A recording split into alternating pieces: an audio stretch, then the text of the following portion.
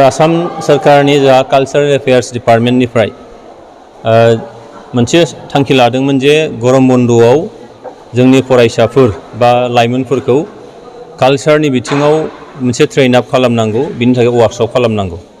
दिनै चिरां जिल्लायाव मोननै जायगायाव, मोनसे जाहैबाय भिरांगाव हाई स्कुल सिडली समस्तियाव LAC वाइजआव, बेनिफ्राय बासुगावनि टाउनाव मोनसे दिशा NGOनि गेजेरजों डिस्ट्रिक्ट एडमिनिस्ट्रेसनजों लोगो लाफानानै आरो नैबेयाव सिफुं हारिमुजों लोगो लालायनानै फैगौ 10 दाननि थाखाय मोनसे वार्कशप खालामनाय जागोन। आरो बियो आसामनि डिपार्टमेन्टेल रिलेटेड स्टेन्डिं कमिटि दङ, बेयाव आंबो मेम्बार हिसाबै दङ, बेयाव थांखि लादों आरो बे थांखि बायदियैनो जोंनि जाखांबोनाय फरायसाफोर एबा लाइमोनफोरखौ जोंनि आसामनि जे जोंनि दोरोङारिफोर मोसानाय दामनाय देनाय बेखौ फोरोंनांगौ।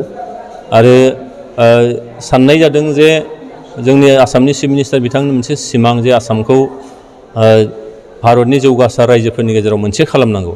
दा बेनिखायनो जोङो गेलेनाय, मोसानाय, मुसुरनाय, दामनाय देनाय फारफ्रोम बिथिं जाय बिथिंखौ लानानै मोनसे हारि एबा मोनसे हादोर एबा हादोरसाया जौगानो हायो, बै बिथिंफोरखौ हानजोबनानैनो दिनै बिथाङा मोनसे सिमां नुदों। आरो बिनिनो मोनसे बाहागो हिसाबै दिनैहाय नैबे भिरांगाव गोजौ फरायसालियाव सिफुं हारिमु आफाद आरो जिल्ला बेंगिरिनि ज' मोनसे हेफाजाबाव बे हारिमुनि मोनसे मावबादा खालामनाय जादों। आरो बिनि गेजेरजों जोंनि फरायसाफोरखौ हारिमुनि बिथिङै, जोंनि राव हारिमु दामनाय देनायनि बिथिङै बिथांमोनखौ मोनसे फोरोंनानै सांग्रांथि लाबोनाय आरो जौगासारनो थाखाय